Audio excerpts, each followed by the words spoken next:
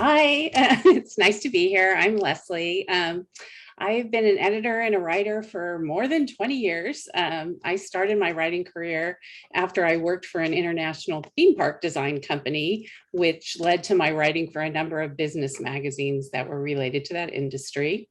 And at that time, we were living in West Hollywood, which was great. But when my son was born in 1999, my husband and I took him home and from the hospital, and almost immediately we looked around our neighborhood and thought, we've got to get out of here. So a month after he was born, we headed back home to Santa Barbara, where we both grew up. But I had to find work. So as one did in those days, I looked in the classifieds and found an ad for an editor job with a new national business magazine called SAM, Sales, Advertising, and Marketing Magazine. So I had professional experience writing, but my last experience as an editor was in school. But I had a lot of experience in sales, advertising, and marketing, so I figured it was worth a shot. And I got an interview, and the publisher and I just immediately clicked. I loved the people. I loved everything about the magazine. I loved the office building. This was my job. I just couldn't even believe that the job existed in Santa Barbara. The only problem was I had about a fraction of the qualifications that they wanted. But I really wanted that job, and I knew that I could do it, even if on paper I didn't have the experience. So I did what's probably the gutsiest thing I've ever done professionally. I took the magazine home and I wrote up this really detailed analysis of what I thought worked and what I thought didn't, and what I thought I could do to make this brand new magazine even better. And I can still remember how much my hand was shaking when I hit the send button. I was just so worried, but I figured it was worth a risk. And it was, even more than my so-called great advice, the publisher loved that I had gone the extra mile, and my enthusiasm for the project was equal to his.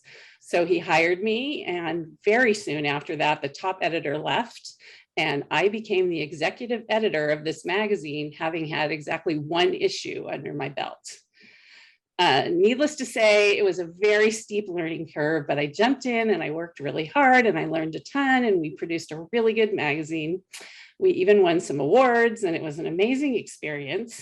But then 9/11 happened in 2001, and the travel industry, which was our major source of advertising, came to a standstill. And in 2002, they killed the project. So from there, I worked as the managing editor of Hispanic Business Magazine, and did that for a little while. Then I worked at South Coast Beacon. And when that paper closed, I was able to almost make a living as a freelance writer and editor for a number of years. And then Custom Media hired me to work on a bunch of regional visitor magazines, and I became the features editor for Santa Barbara Seasons. So that was a nice part-time gig. And then the editor got pregnant, and she asked me to cover her maternity leave, which I figured I would do for a summer. Well, fall came, she decided she wanted to stay home with her baby, and they offered me the job full time. And they were great about it. I would drive carpool and take the kids to soccer, and did a ton of work on my laptop and in coffee shops. And I feel like I owe a lot of my career to cell phones, but I really loved the work. I loved it so much. I stayed on for 11 years through many ownership changes. I worked with 5 different publishers, 4 different art directors, and honestly, I would have stayed there forever. But the last owner was a corporation that had some 60 some odd regional magazines. And shortly after they purchased Seasons, they ended up declaring bankruptcy. So it was kind of a nightmare ending to a job I really liked. That was March of 2019. I began freelancing again and got a call from Touring and Tasting magazine, and became the editor-in-chief of that magazine for the 25th anniversary edition. It was this beautiful national wine and travel magazine that was coming out in March of 2020.